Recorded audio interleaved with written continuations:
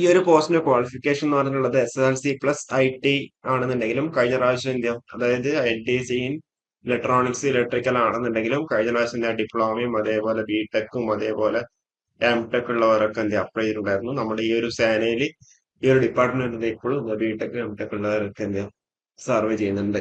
ഈ ഒരു കാര്യം നിങ്ങൾ ശ്രദ്ധിച്ചിട്ടുണ്ടെന്നില്ല അറിയില്ല. 652 തസ്തിക സൃഷ്ടിക്കണമെന്ന ശുപാർശ ഇപ്പൊ ചുവപ്പ് നടയിലുള്ളത്. അതായത് 1974 യൂണിറ്റ് രൂപവത്കരിച്ച സമയത്തെ സ്റ്റാഫ് പാറ്റേണിൽ തന്നെയാണ് ഇപ്പോഴും ഈ വിഭാഗം തുടരുന്നത്. Hi all, welcome to our new video. അപ്പോൾ നമ്മൾ ഇന്ന് വന്നിട്ടുള്ള ഒരു സീരീസിന്റെ ഫസ്റ്റ് വീഡിയോ ആയിട്ടാണ് നമ്മളിപ്പോ ഇന്ന് വന്നിട്ടുള്ളത്. ഒരു ഫാക്ട് ചെക്ക് വീഡിയോ സീരീസ് ആയിട്ടാണ് നമ്മളിപ്പം വരാൻ വേണ്ടി ഉദ്ദേശിക്കുന്നത്. അതിന്റെ ഒരു ഫസ്റ്റ് വീഡിയോ ആണിത്. അതായത് പോലീസ് കോൺസ്റ്റബിൾ ടെലികമ്മ്യൂണിക്കേഷന്റെ അവസ്ഥ എന്താണ്, അതിന്റെ നോട്ടിഫിക്കേഷൻ എപ്പോഴായിരിക്കും വരിക, അതേപോലെ റാങ്കിന്റെ വാലിഡിറ്റി അവിടെ കഴിഞ്ഞു, എത്രയായിരുന്നു കട്ട് ഓഫ് മാർക്ക് ഉണ്ടായിരുന്നത്, ആ ഒരു രീതിയിൽ ഉള്ള ഏതൊക്കെ പോസ്റ്റുകളുടെ ആണ് നിങ്ങൾക്ക് വേണം അറിയാൻ ആഗ്രഹമുള്ളതെന്ന് വെച്ച് കഴിഞ്ഞാൽ താഴെ കമന്റ് ചെയ്താൽ മതി. അപ്പൊ അതിന്റെ പുതിയ പുതിയ വീഡിയോസ് ആയിട്ട് നമ്മൾ വരും. ഇതൊരു വീഡിയോ സീരീസ് ആയിട്ടായിരിക്കും ഉദ്ദേശിക്കുന്നുണ്ടാവും. അതിന്റെ ഒരു ഫസ്റ്റ് വീഡിയോ ആണ് ഇത്. ഓക്കെ, ഫാക്ട് ചെക്ക് എന്ന് പറഞ്ഞു.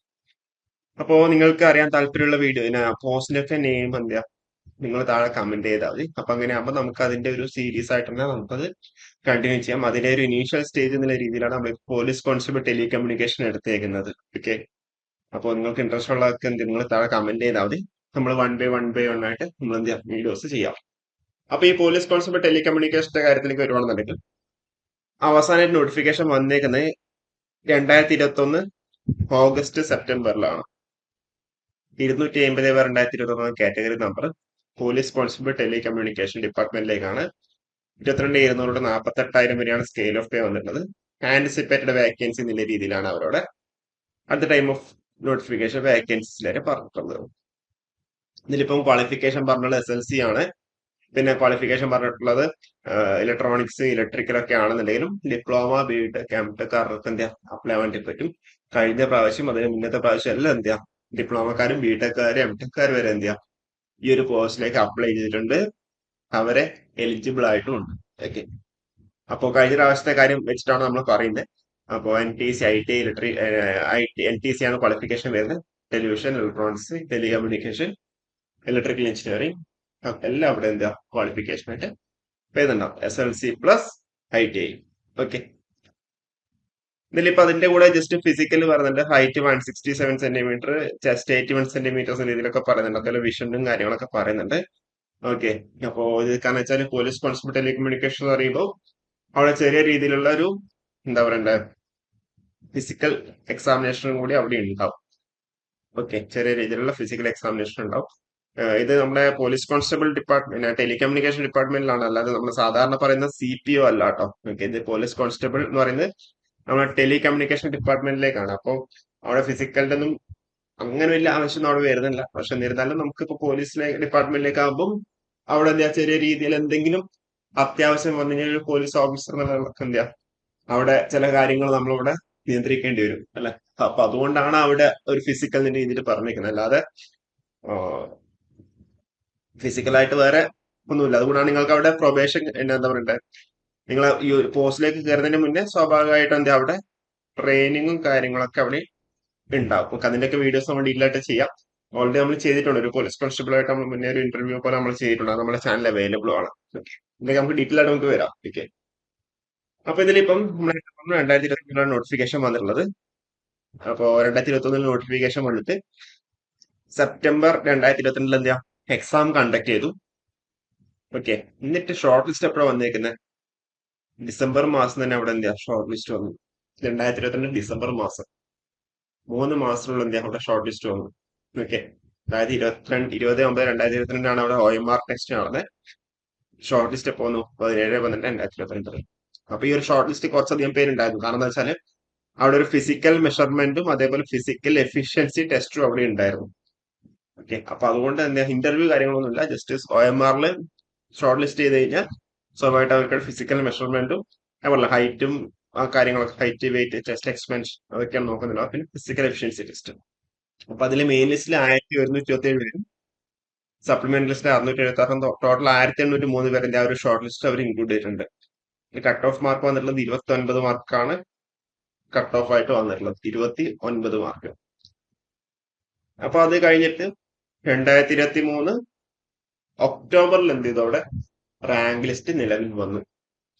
2023 ഒക്ടോബറിൽ റാങ്ക് ലിസ്റ്റ് നിലവിൽ വന്നു.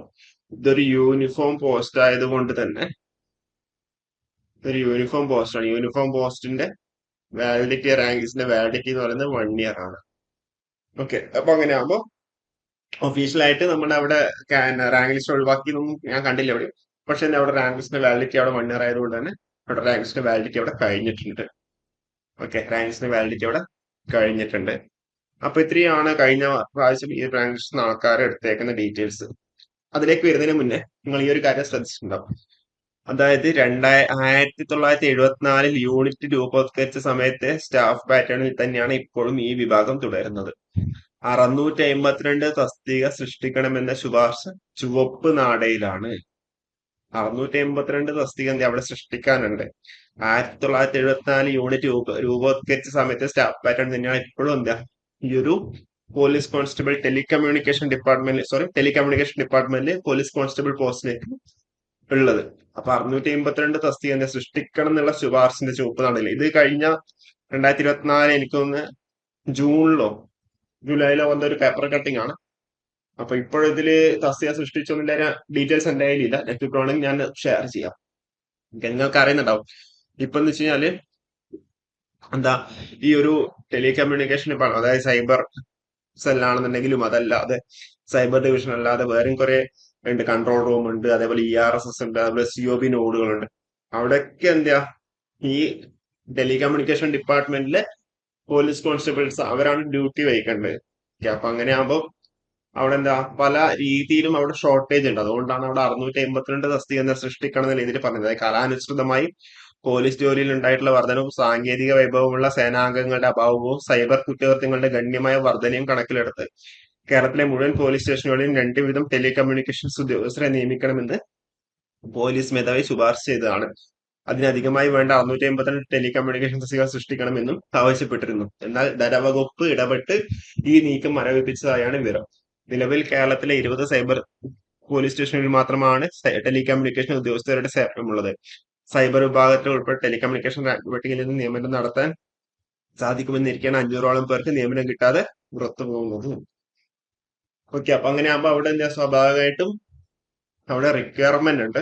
അപ്പോ അത് ചുവപ്പ് നാണയിലാണെന്നുള്ള രീതിയിലാണ് ഇവിടെ എന്ത് ചെയ്തിരിക്കുന്നത്, പേപ്പർ കട്ടിങ് പറഞ്ഞിരുന്നത്. അപ്പം ഇതിപ്പം ഭാവിയിൽ ഇതെന്താ പുതിയതായിട്ട് തസ്തിക സൃഷ്ടിക്കുകയാണെന്നുണ്ടെങ്കിൽ നല്ലൊരു ഓപ്പർച്യൂണിറ്റി ആണ് ഉള്ളത് അല്ലെ. ഓക്കെ, കഴിഞ്ഞ പ്രാവശ്യം ഇത്രയും അഡ്വൈസ് ആണ് പോയേക്കുന്നത്. ഏകദേശം 42 അഡ്വൈസ് ആണ് കഴിഞ്ഞ പ്രാവശ്യം പോയിട്ടുള്ളത്. 17/10/2024 ലാസ്റ്റ് അഡ്വൈസ് പോയിട്ടുള്ളത്. ഓക്കെ, അപ്പൊ ഇത്രയും കാര്യമാണ് ഉള്ളത്. അപ്പൊ ഇനിയിപ്പോ നമുക്കിപ്പോ 2025 തന്നെ എന്താ നമുക്കൊരു നോട്ടിഫിക്കേഷൻ നമുക്ക് എക്സ്പെക്ട് ചെയ്യാം. ഓക്കെ, എക്സ്പെക്ട് ചെയ്യാമെന്നാണ് പറയുന്നത്. ഓക്കെ, അതോടെ ചാൻസ് ഉണ്ട്. കാരണം എന്താ വെച്ചാല് 2021 ലാസ്റ്റ് നോട്ടിഫിക്കേഷൻ വന്നേക്കുന്നത്. അപ്പൊ ഇനിയിപ്പം ഇലക്ഷൻ ഒക്കെ വരുന്നത് കൊണ്ട് സ്വാഭാവികമായിട്ടും അവിടെ ഞാൻ നോട്ടിഫിക്കേഷൻ നമുക്ക് എക്സ്പെക്ട് ചെയ്യാന്നാണ് ഞാൻ മനസ്സിലാക്കുന്നത്. ഓക്കെ, അതുപോലെ ഇവിടെ ഏജ് ലിമിറ്റ് ഞാൻ വീഡിയോയിൽ പറഞ്ഞിട്ടുണ്ടായിരുന്നില്ലേ. ഓക്കെ, ഏജ് ലിമിറ്റിനായിട്ട് നിങ്ങൾ ശ്രദ്ധിക്കണേ. ഓക്കെ, ഇവിടെ ഏജ് ലിമിറ്റ് ഉണ്ട്. ഏജ് ലിമിറ്റ് 25 മാത്രമേ പറ്റുള്ളൂ കേട്ടോ. 25 or 26 അവിടെ ഏജ് ലിമിറ്റ് പറയുന്നത്. Okay, 18 to 25 or 26 corresponding age relaxation ഉണ്ടാവും. ജനറലിന്റെ കേസിൽ 25, 26 ഏജ് ലിമിറ്റ് ഉള്ളത്. ഓക്കെ, അപ്പോൾ ഇത്രയും കാര്യങ്ങളാണ് ഉള്ളത്. അപ്പൊ നല്ലൊരു ഓപ്പർച്യൂണിറ്റി തന്നെയാണ്. അപ്പൊ 2025 നമുക്ക് ഇതിന്റെ ഒരു നോട്ടിഫിക്കേഷൻ നമുക്ക് എക്സ്പെക്ട് ചെയ്യാം. ഓക്കെ, എക്സ്പെക്ട് ചെയ്യാം. അപ്പൊ വരുമോ ഇല്ലോ ഇല്ലാതെ നമുക്ക് അവിടെ ഉറപ്പ് പറയാൻ വേണ്ടി പറ്റുന്നുണ്ടാവില്ല. പക്ഷെ എന്താ സാധ്യതകളുണ്ട്. കാരണം വെച്ചാൽ 1 ഇയർ ആണ് വാലിഡിറ്റി ഉള്ളത്. 1 ഇയർ അവിടെ കഴിഞ്ഞിട്ടുണ്ട്. 2024 ഒക്ടോബർ മാസമാണ് അവസാന അഡ്വൈസ് പോയിട്ടുള്ളത്. ഓക്കെ, അപ്പൊ അവിടെ സാധ്യതകളുണ്ട്. ഞാൻ പറഞ്ഞു ഈ ഒരു പേപ്പർ കട്ടിങ്ങും പറഞ്ഞിട്ടുണ്ട്. അതായത് ഇപ്പം സൈബറിലൊക്കെ എന്താ സൈബർ കുറ്റകൃത്യങ്ങളൊക്കെ കൂടുകയാണ്. അപ്പൊ അവിടെ സ്വാഭാവികമായിട്ട് അവിടെ ആവശ്യമുണ്ട്. ഓക്കെ, അപ്പൊ ഇത്രയേ ഉള്ളൂ. കൂടുതൽ അപ്ഡേറ്റ്സ് ആയിട്ട് നമുക്ക് വീണ്ടും കാണാം. എനിവേ ഞാൻ പറഞ്ഞു നിങ്ങളുടെ ഒപ്പീനിയൻ കാര്യങ്ങളൊക്കെ താഴെ കമന്റ് ചെയ്യുക. വേറെ ഏത് വീഡിയോ ആണ് നിങ്ങൾക്ക് വേണ്ടത്, വേറെ ഏത് ക്വസ്റ്റ്യൻ പറ്റി കൂടുതൽ അറിയാനുള്ളതെന്ന് വെച്ചാൽ താഴെ കമന്റ് ചെയ്ത് കഴിഞ്ഞാൽ കൂടുതൽ അപ്ഡേറ്റ്സ് വരെ നമുക്ക് വീണ്ടും കാണാം. Okay, thank you.